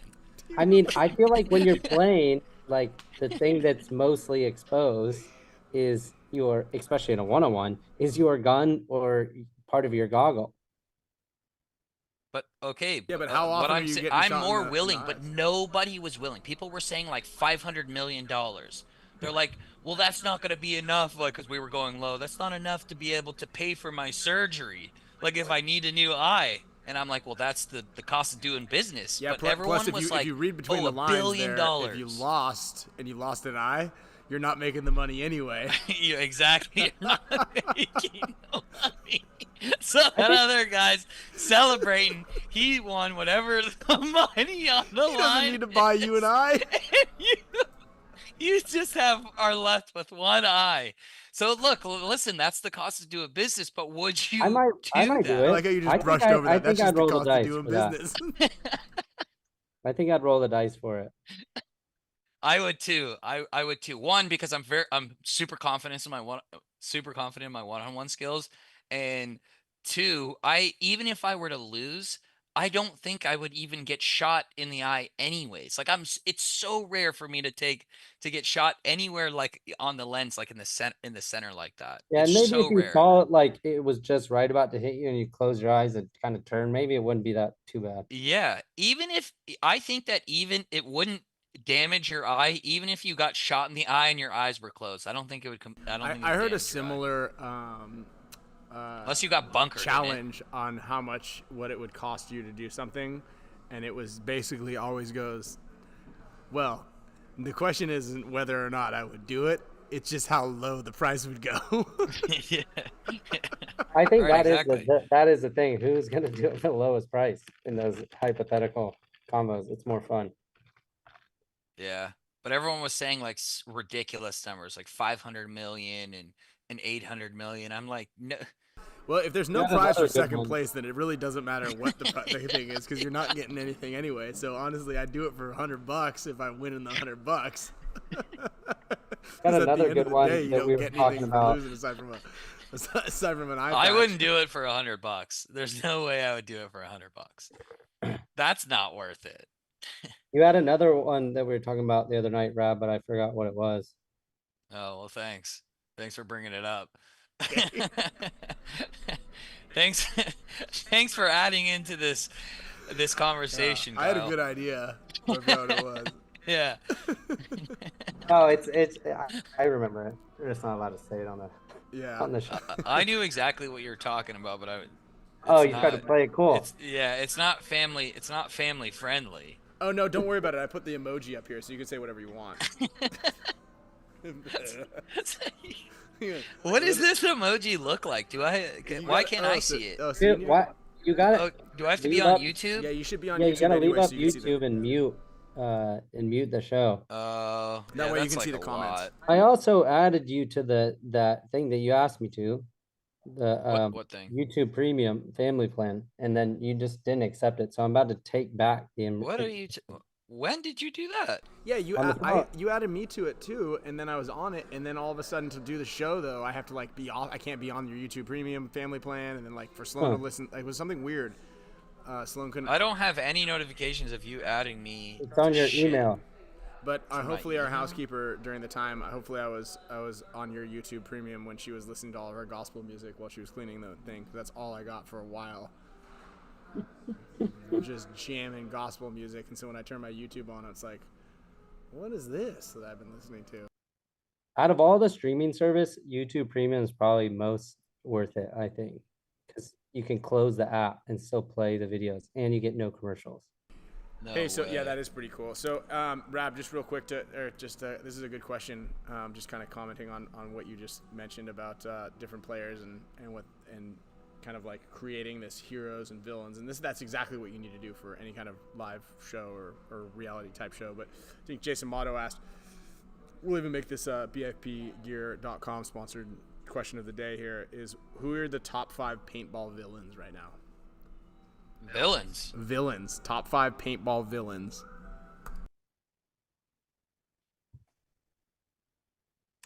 Fuck, I don't even think that there would be 5. Top 3. I mean, they're all. I think. These are gonna get us Oh, okay. people in trouble. I think some people might be mad at me for this, but okay. Alex FRAIGE. I think no. I think the biggest villain in paintball right now, where I think collectively 99% of the league does not like this guy, is number 1 is Trent Nita. I think he's probably the one guy in the league that whoever you talk to, they're like, yeah, fuck that guy. He's a piece of shit. So I would say he's probably. You know, it's funny. But I don't know if there's anyone else that it's like villain status. I wouldn't even give there him like definitely that's. is I'm not gonna some. even glorify. He texted me last week after we had our show. So first of all, again, with the little joke emoji up here, I said that he's a great player and he has a ton of potential, but he is kind of a shithead on the field, and I would Yeah. consider it a villain, and he maliciously shoots people. He texted me and goes, I don't overshoot people on purpose. What did he say to me? And I go, what? He's Yeah, like, I that's don't do it. that's I don't do it crazy. maliciously. And I'm like, you shoot people in like the back of the head on purpose. Like there's a difference. Yeah. And J-Rod, you and I have talked about this, like that mutual respect that you have for people, Yes. right? Yeah. It's one thing like what Rainey does. Like it's not out of disrespect. It's just he's doing like a strategic thing, which is a pain in the ass. But he's like, he doesn't deny it. And when he Right. does shoot you, he just shoots you in the back a bunch, which is like kind of annoying. Like shooting people in the back of the head when they're behind you is malicious, right? Yeah. When they're walking the other direction and then losing the point. He tried to text me and say that it wasn't, and I go, dude, like I kind of like defended you to a certain extent, like saying that, you know, you're still a good player, but I'm like, how are you gonna lie to me And you're lying to yourself. He's lying to himself. You're lying to first. yourself, bro. Yeah. But other than that, like, I mean, I don't necessarily. I guess like it seems like lately, like Diesel's been having like some issues. But again, it goes back to they were playing Aftershock, and guys, a couple of guys on Aftershock are notorious for doing these things and being malicious and creating problems.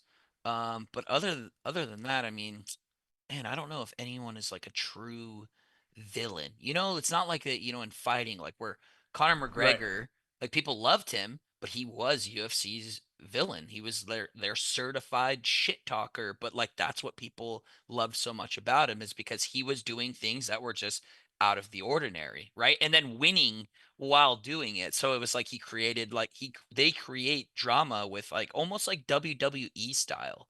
You know what I mean? Like we don't have enough like even and I'm just saying like this could be a thing. Like we could literally create fake drama and then have us do this in the game, like create some sort of fake drama where it doesn't like it's not going to affect like how you play and things like this, but you could easily like, oh, let's do an interview and like while you're in the pit, and then literally have like, hey, we're going to do this, create fake drama. I'm not saying they should or they're going to, Felt but like like this is Oliver brought another that up too. Like he wanted yeah to do that for the one-on-ones.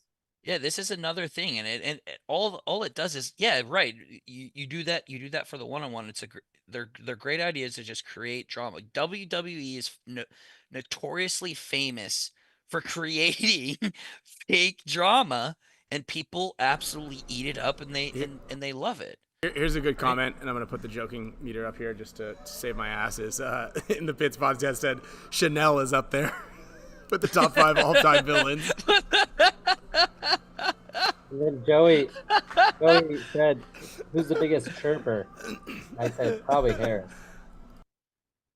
Oh yeah.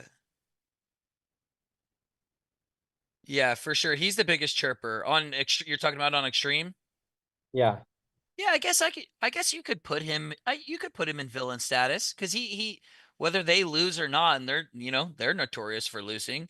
I don't feel like Harris is a villain though. No, because he's a nice guy, but on the field, he tries to be. Not necessarily a villain, but he tries to get in your head and chirp you. I mean, that's what villains do. They try to get in your head and make you do what you don't want to do. Like if it's heroes versus villains want to make sure that the hero isn't able to do what he wants to do. And they get in your head. So I mean, I think the idea of like villain being like a bad word in this case isn't necessary. Oh baby. Hey! I heard them going whistling down the hallway. Come here, you. Yeah. Dixie. Well, this was my 2-hour mark alarm clock here. All right. Well, they're gonna smash everything. Wrap. Oh gosh. Oh. We're okay. He's good. He put his hand on his book. It's okay. They're boys. Happens all the time. We got 2 of them. Yeah, there's 2 of them. That we almost just saw a murder. Dude, stop touching that.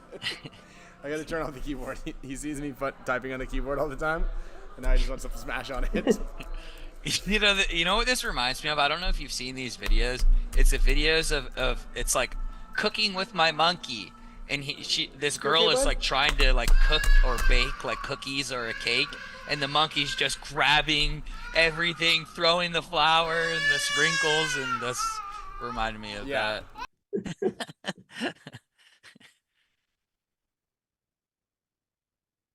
He's good now. He just wanted to be on the show. Yeah, well, that's it. In the meantime, I did spin for these HORMESIS headbands here. Sorry. I did also. HORMESIS. Oh yeah, there's my keyboard. HORMESIS, the J-Rabs, dude. Did you see those? Rabs on the phone. We got these coming out. Rabs. signature. And I love how they turned Those are out. so good. So if anyone, so hold those up for a second. So if anyone plays League or is a gamer, then you would notice that that logo there, right there, is from League of Legends. It's actually the logo for marksman, for like an 80 carry. So if you're a gamer, you might love that, or you might recognize that. So it's cool for the gamers out there, obviously, if you know me at all. So when Those are really cool. I like the color scheme on those. Yeah, Yeah. they turned out great. all tie-dyed.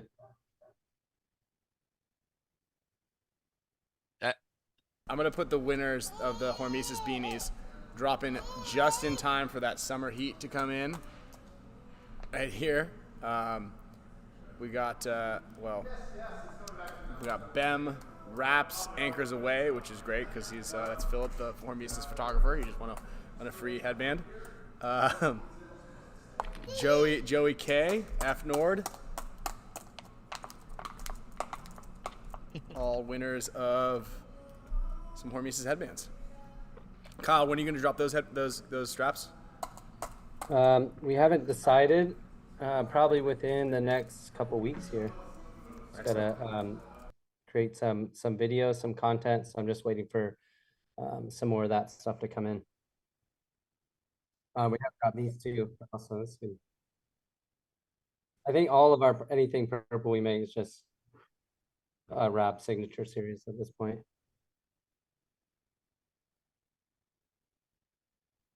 Margarita Rab. Camille got us here. Rab, you like these? So I really like these June Shines. So this June Shine makes like this Let me see kombucha. it. It's called June Shine. June Shine is the brand. Where is it? Right here. And they make these kombuchas that are really good kombuchas. And so she grabbed these things, and I was like, oh sweet, we got a couple of those. And this one's a tequila margarita in a can, and I wasn't expecting it. I thought it was gonna be a nice like hard kombucha.